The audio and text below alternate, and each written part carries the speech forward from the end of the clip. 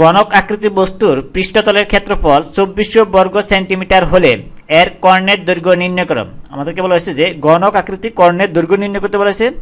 আমরা গণক কি জানি? গণক হচ্ছে যেই আয়তকার বস্তুর দৈর্ঘ্য ও প্রস্থ এবং উচ্চতা সমান, তাহলে ওই আয়তকার বস্তুটিকে কি বলে? গণক। আমরা যদি একটি গণক অঙ্কন করি, তাহলে চিত্রে এটি একটি গণক। এর দৈর্ঘ্য যদি হয় এ এবং প্রস্থ যদি হবে এ, তাহলে প্রস্থ হবে এ এবং উচ্চতা হবে এ। তাহলে এই দৈর্ঘ্য, প্রস্থ, উচ্চতা সবগুলি সমান হলে এই আয়তকার ঘনবস্তুটি কি বলে? গণক। তাহলে বলেছে যে এই গণক পৃষ্ঠতলের ক্ষেত্রফল, অর্থাৎ এই 6টি তল আছে, এই 6টি তলের ক্ষেত্রফল হচ্ছে 2400 বর্গ সেন্টিমিটার হলে এর কর্ণের দৈর্ঘ্য নির্ণয় বলা হয়েছে। কর্ণ, আমরা যদি কর্ণ অঙ্কন করি, কর্ণ হচ্ছে এই বিপরীত শীর্ষবিন্দুর সংযোগ সরল রেখাটাই হবে কর্ণ। এই একটি কর্ণ। তাহলে এই কর্ণের দৈর্ঘ্য আমাদেরকে নির্ণয় করতে বলা হয়েছে। কর্ণের দৈর্ঘ্য কত?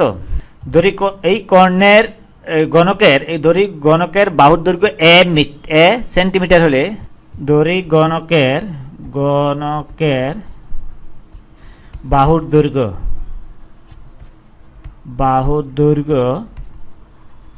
দৈর্ঘ্য সমান এই এ সেন্টিমিটার, যেহেতু এই পৃষ্ঠতলের ক্ষেত্রফল দেওয়া আছে সেন্টিমিটারে, সেন্টিমিটার।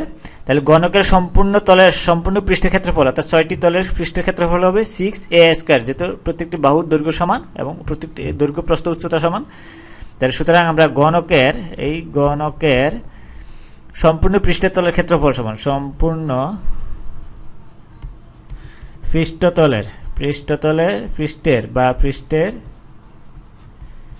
ক্ষেত্রফল সমান হবে 6a²। ক্ষেত্রফল সমান আমরা জানি 6a², এত বর্গ সেন্টিমিটার। তাহলে আমরা এখন প্রশ্ন মতো লিখতে পারি, এর ক্ষেত্রফল দেওয়া আছে, এই পৃষ্ঠতলের ক্ষেত্রফল কত? 2400 বর্গ সেন্টিমিটার, এবং এর ক্ষেত্রফল পেয়েছি আমরা এই দূরে একটি বাহু দৈর্ঘ্য সমান এ দূরে, এর ক্ষেত্রফল পেয়েছি 6a²। তাহলে এখন আমরা এটা সমান লিখতে পারি এরকম, এই ক্ষেত্রফল সমান পৃষ্ঠতলের ক্ষেত্রফল সমান 2400, এটা সমান আমরা লিখতে পারি এই সম্পূর্ণ পৃষ্ঠতলের ক্ষেত্রফল সমান 2400 বর্গ সেন্টিমিটার ইকুয়ালস টু আমরা লিখতে পারি 6a², বা এটা সমান আমরা পাই এই 6a², এই a² ইকুয়ালস টু আমরা পাই এখানে 2400 উপরে নিয়ে যাই, তাহলে নিচে আসে 6, উপরে আসে 2400, এটা।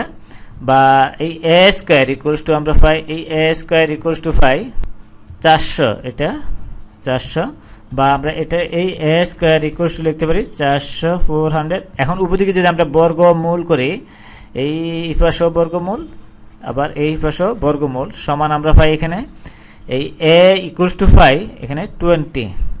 তাহলে এই প্রত্যেকটি বাহুর দৈর্ঘ্য হচ্ছে কিন্তু কত? এখানে আমরা বলতে পারি এই 20 সেন্টিমিটার, বা এটা সমান এই a সমান যদি 20 সেন্টিমিটার, তাহলে দৈর্ঘ্য সমান 20 সেন্টিমিটার এবং প্রস্থ সমান 20 সেন্টিমিটার, উচ্চতা সমান 20 সেন্টিমিটার। তাহলে আমাদেরকে বলা হচ্ছে যে কর্ণের দৈর্ঘ্য নির্ণয় করতে। আমাদের এই কর্ণ সমান কত? আমরা যদি কর্ণের দৈর্ঘ্য সমান বের করি, তাহলে এই গণকের কর্ণের দৈর্ঘ্য সমান আমরা √3a জানি। √3a আমরা লিখি, যদি গণকের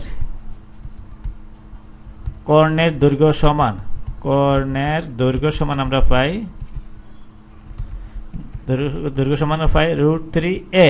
এত আমরা যেহেতু a ধরেছি, এর একটি বাহুর দৈর্ঘ্য, তাহলে ওই হিসেবে আমরা এই √3a পাই কর্ণের দৈর্ঘ্য, বা এটা সমান আসে এই √3, আর এর মান পেয়েছি আমরা 20। আমরা যদি এখানে 20 বসাই, এত তাহলে এটা হবে কি সেন্টিমিটার, বা ইকুয়ালস টু আমরা পাই এখানে এই কর্ণের দৈর্ঘ্য সমান আমরা পাই এই √3 মান হচ্ছে 1.732, এত প্রায় এই 20, আমরা যদি 20 জায়গায় 20 রেখে এত সেন্টিমিটার, ইকুয়ালস টু আমরা পাই এই 34.641 সেন্টিমিটার। তাহলে এই কর্ণের দৈর্ঘ্য হচ্ছে কত? 34 আমরা এখানে লিখতে পারি এই 34.641 সেন্টিমিটার, এটা।